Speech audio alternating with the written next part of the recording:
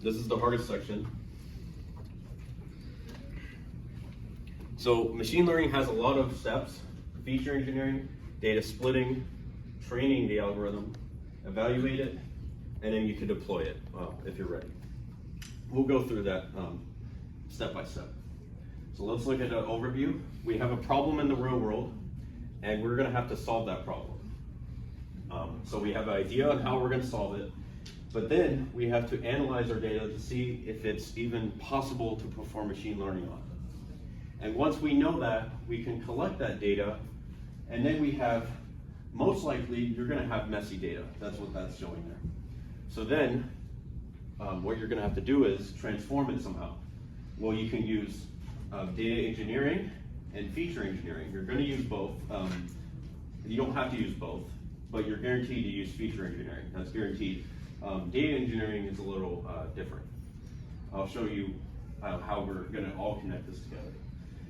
So we have our idea, we've analyzed the data, we've collected the data, we've transformed it, and now we've had it, it's clean. So from there, we're going to train our model, test it, and deploy it once we're ready.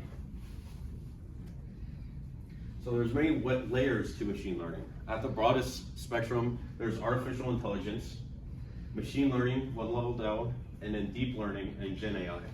Artificial intelligence is just a generic term. Machine learning is you could refer to as statistical machine learning, where you use statistics to actually make a prediction. And then deep learning is using neural networks. Gen AI one layer below because it's kind of the hardest of all of them. Machine learning, that is what we're going to be doing today, statistical machine learning. So just to keep that in your head. So now, another concept, supervised versus unsupervised learning. Today we are going to be doing supervised learning, which supervised learning just means if we have a dog, a picture of a dog, we have a label and it's labeled dog.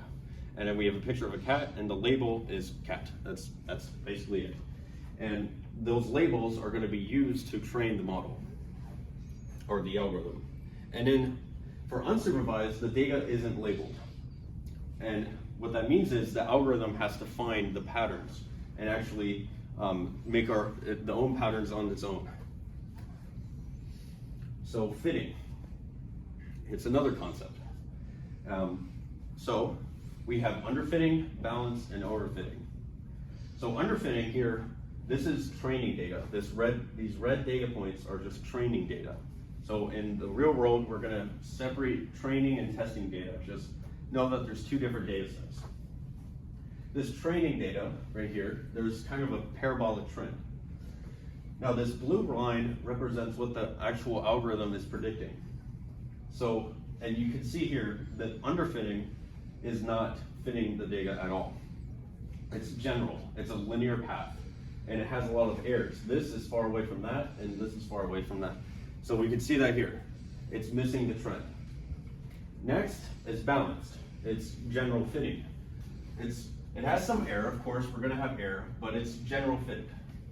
But now for the next one, overfitting, which fits the trend perfectly almost. It has some error, of course, we're always gonna have error, but it's really kind of, really optimizing towards the training data, essentially.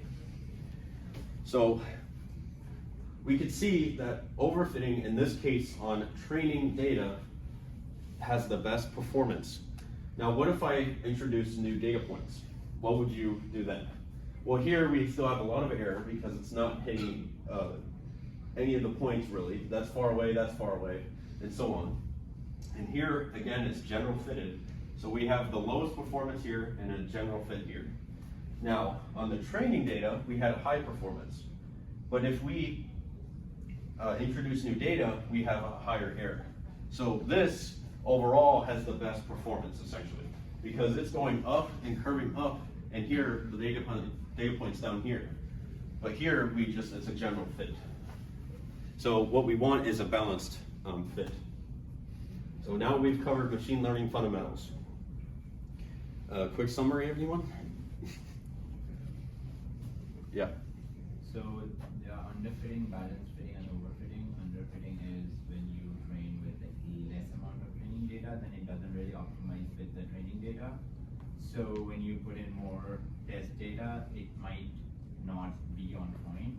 Then it's general fitting, which optimizes towards training data, but not very accurate for it. So it is like the best thing, because like when you put in more testing data, it will like the general fit for even the testing data. But in overfitting, you train it with so much amount of data that it optimizes itself accurately with the training data, and it performs very well on the training data, but not on the testing. Pretty close. So there's one thing here. It's all the same amount of data across here. It's all the same amount.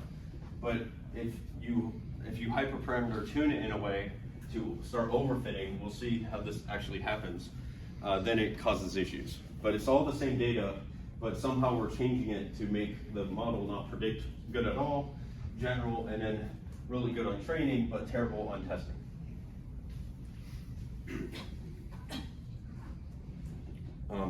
So now, feature engineering. So feature engineering is, a feature is a column. And when you get your data, I guarantee that you're not gonna have some issues with it before performing machine learning. So there's different types of things you can do. There's gonna be missing data. So if there's a lot of missing data, you can drop the row or the feature. And then the missing data could also be imputed. It can be imputed statistical or through another machine learning algorithm. So statistical, imagine we have a column, and we impute, every time there's a missing value, we impute the mean or median. That's all that means. We're just imputing the mean or median. Machine learning takes it a step further, and it's the best way of imputing missing data.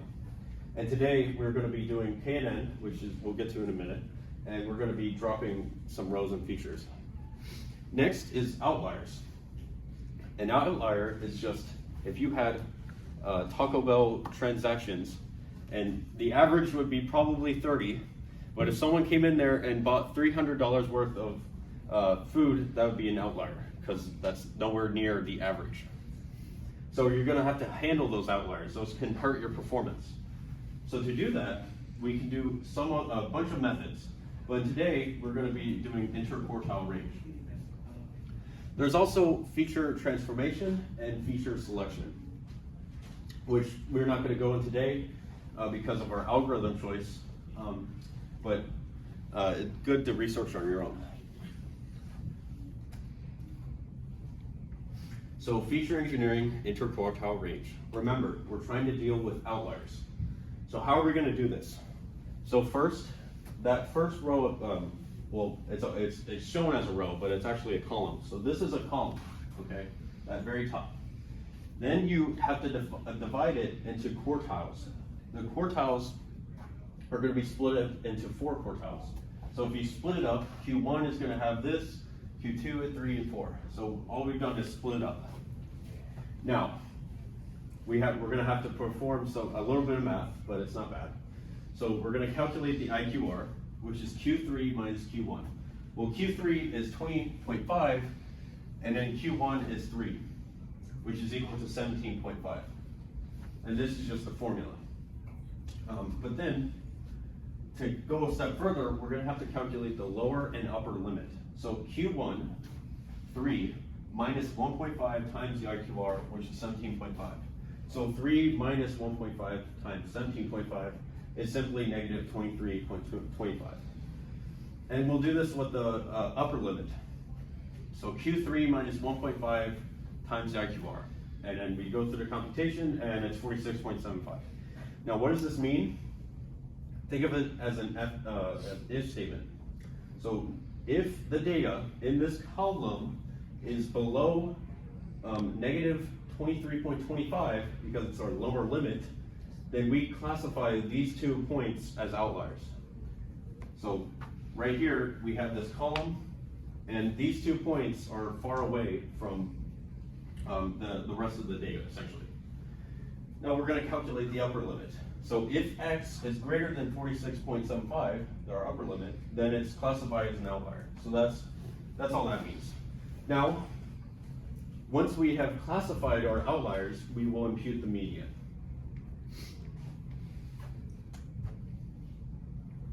So now that we've handled our outliers, let's go into k-nearest imputer. So this is called k-nearest neighbors, and you're just imputing the missing value through machine learning. The process is as follows. Okay, so we're going to have a data point that's missing. We have a data point that's missing. Okay, let's say it's right around here. So with the other features, you're going to look at the other features and find where the values in that feature, the column, this is a column, are close to the missing value here. So there's something here, this right here is missing. And then once we are trying to find other features that have similar data points to our data point here. So one row has a missing data point and then another characteristics essentially. And these characteristics can show you where how closely related it is to other data points. So we'll go through the math. It makes a lot more sense that way. But yeah. So let's go through the math. This is going to make a lot more sense this way. So first we're going to define our missing value. Now we'll cover that up. We'll cover the whole column up. And then we're going to calculate the distances, which is using the rest of the features. And it's denoted as this formula, which is weight times the distance squared, and then you take the rest of the distances as well. So the distance is a value in a row minus a value from a different row. So since at the very top is our missing value, we'll take a value from this row, the next the value in this row, the missing one is here, and we have another value here. And then we'll minus it from a different row. So we're trying to compare the first row to the second row. So the weight is the number of cells divided by the number of cells with values. So let's look at this through math. So remember, we are comparing the top two because on the far left is a missing value. Remember, we had, by the number 1, we had a missing value. So we are comparing those two columns. So let's go through the math. The weight is 4/3 because there's 4 rest of the features. So in this one, there's 1, 2, 3, 4, and then there's only 3 values in that in this row, right? So there's a missing value here. So that's 3.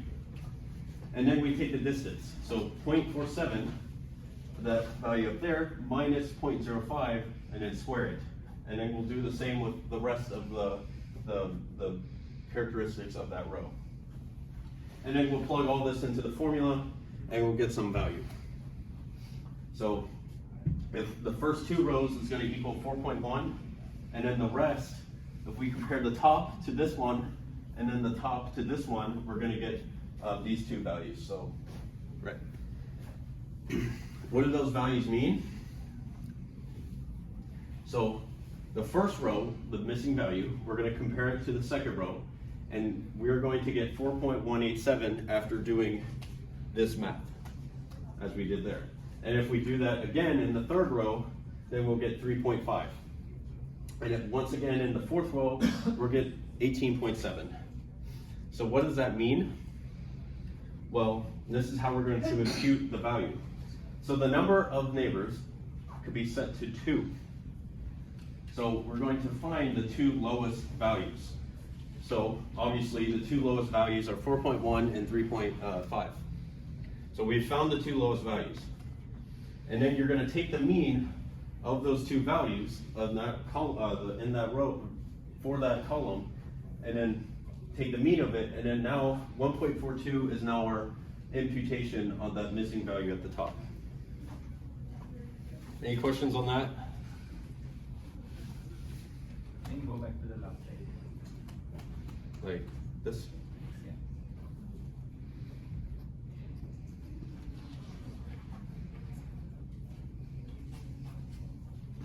So when it calculates the weight, it says number of cells divided by number of cells with values. But while calculating the D, we are not considering the last column, right? We're only considering the second. Yeah, that's what that weight means. Because there's a missing value, so why would we try to compare it those two rows when there's a missing value here. Oh, Is that- like we include. Oh, okay.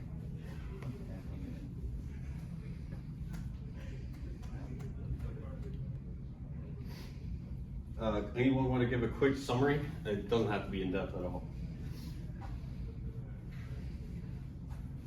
Well, so essentially we have to handle our problems in our data set, and those are through our features.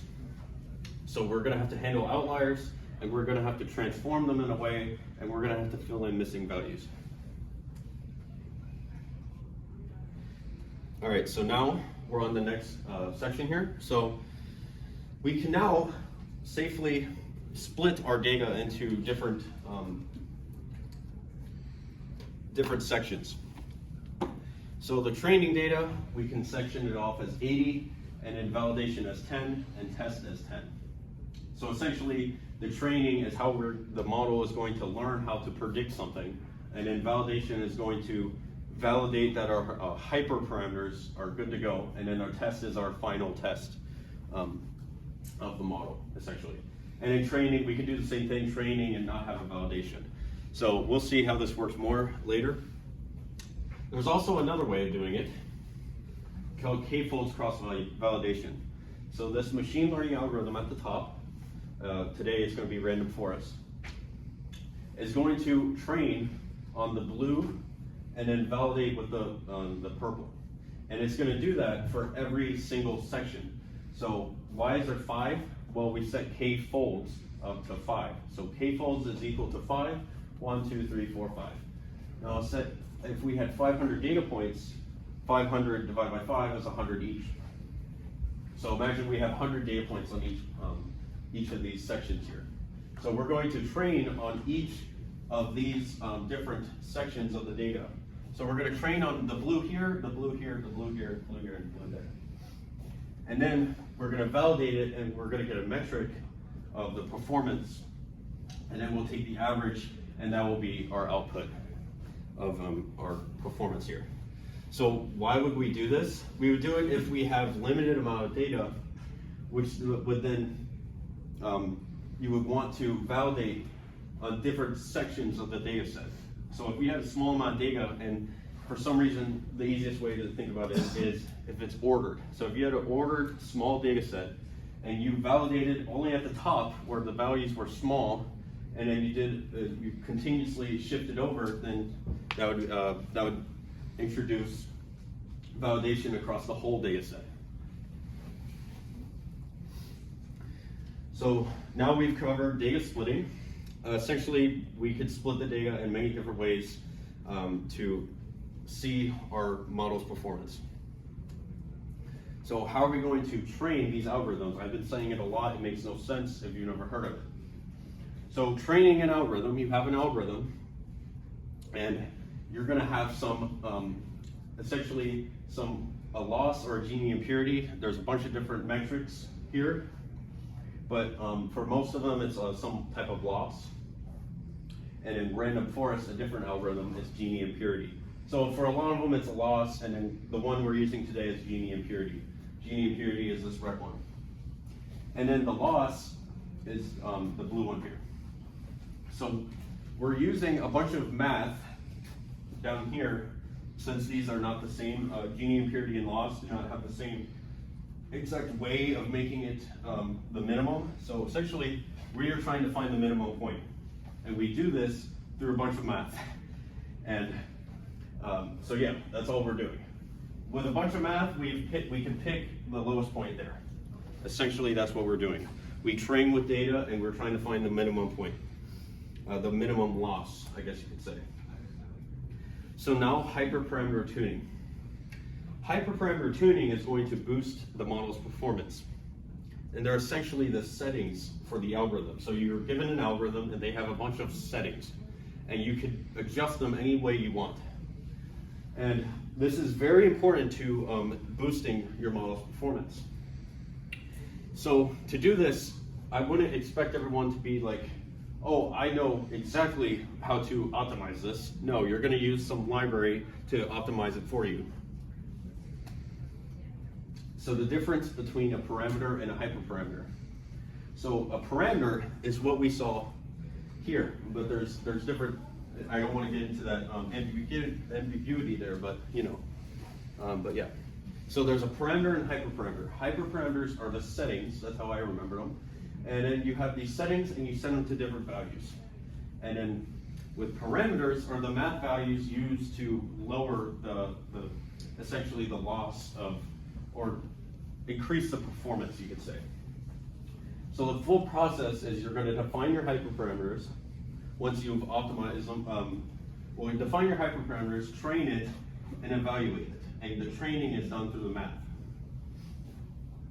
And then once you evaluate it, you can adjust your hyperparameters as needed. So how are we going to adjust our hyperparameters? How are we going to adjust our settings? Well, we can use something called grid search. So first in code, we define a parameter grid. And then we apply the grid search library, which will make a combination for every single possible grid, essentially. So we'll make a bunch of model combinations. And our model is going to train on each and every single model using a k-folds cross-validation set. Remember, that's the blue and the purple way of training it. So we have a model combination here, and then another one there, and another one there. And we have every single possible combination with these hyperparameters. And then we evaluate it. And whatever model combination does the best, we're obviously going to use it. So essentially, we have a bunch of parameters, which are settings, and we fill out every single combination there is. We train on that, and then we find the best combination and then pick it. And that's all done for us, so don't worry about that. So yeah, we've now covered hyperparameters and parameters. Hyperparameters are the settings, and parameters are the math trying to minimize our error, essentially. Okay, now we're on machine learning algorithms. We're going to first start with decision trees, the very basic. So we have a data point, and that data point is going to run through this tree that is created during training. So training, you're going to create this tree. We don't see how that's done.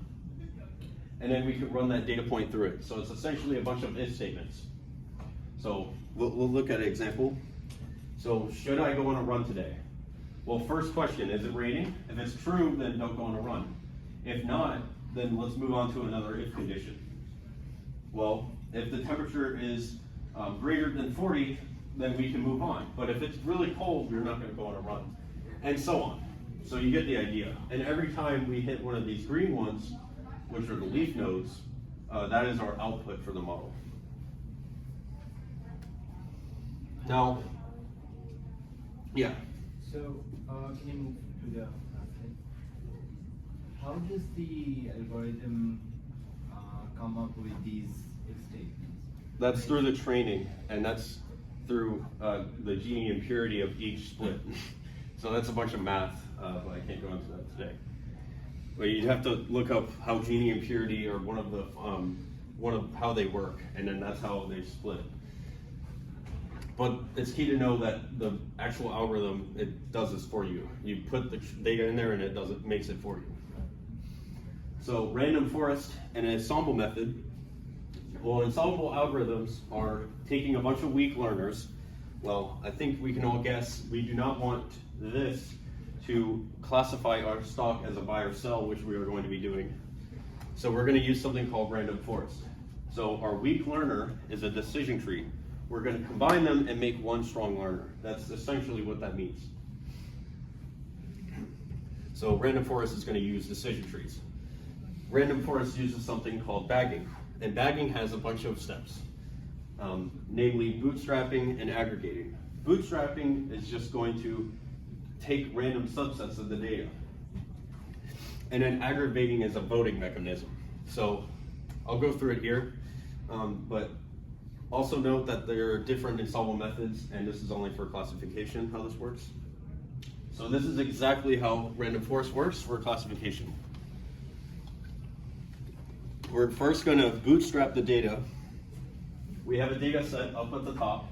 we're going to bootstrap it, meaning we take random samples of it, and then we have subsets of the data, as you can see here. This is one subset, that is 2, and that is 3.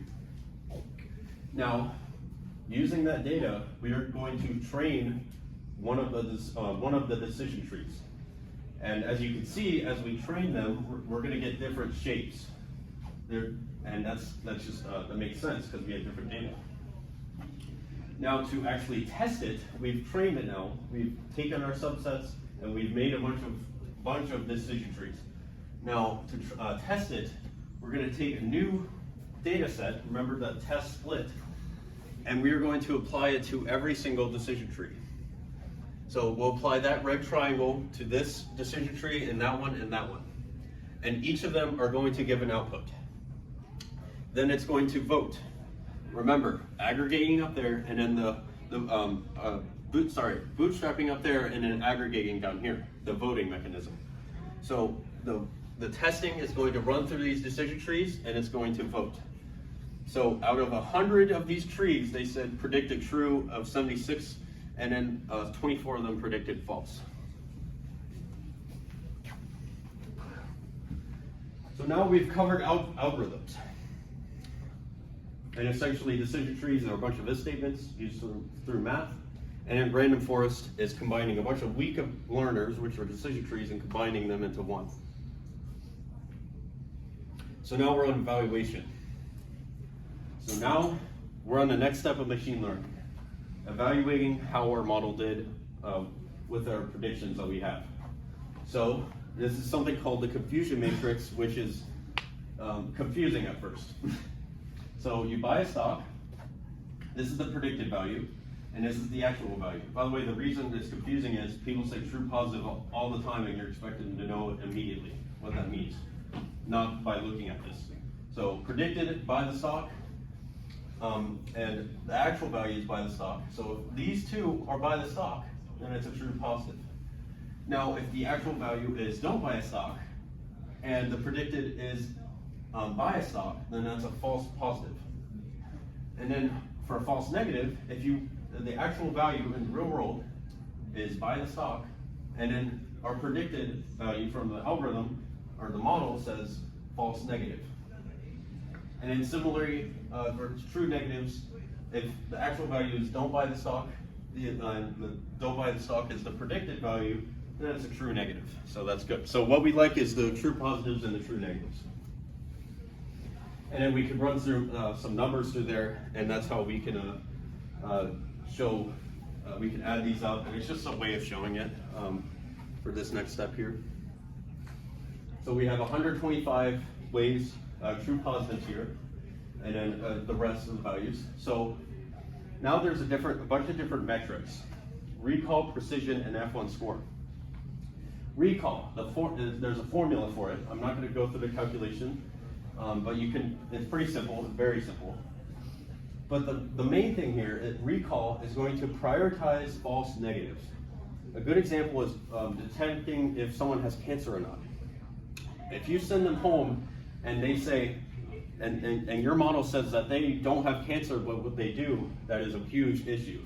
So that's a good way of thinking when to use recall. So when you use recall to prioritize false negatives. Now precision is prioritizing false positives. So if imagine your boss emails you and it classifies it as spam, and then it throws it away for us. So our boss emailed us and our model told us that is spam and throws it away. Well, that's a huge issue because your boss just emailed you. So precision is what you would use there. And F1 score is the balance between them.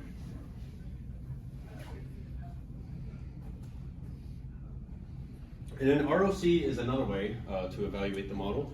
It's just a graphical representation, and FPR is false positive rate, and true positive rate is TPR. And it's key to know in classification we must set a threshold to determine the prediction. So imagine we set a threshold for random forest. We set it to 50%.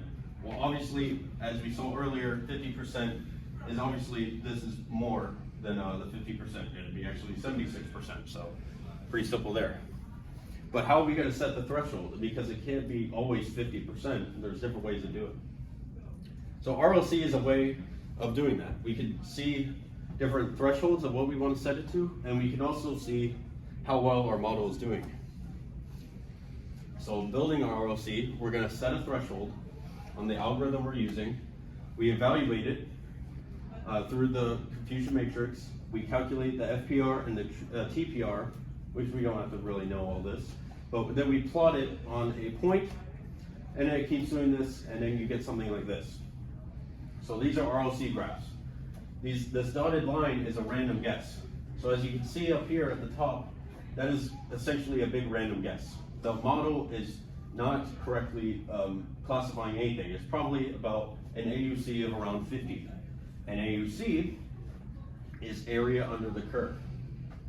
So the area under the curve for that one is the least amount of all these. So you want the most area under the curve.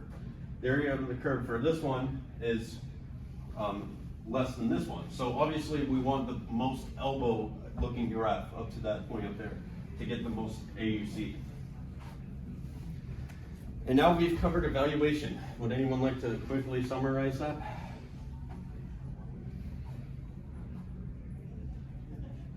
Yeah.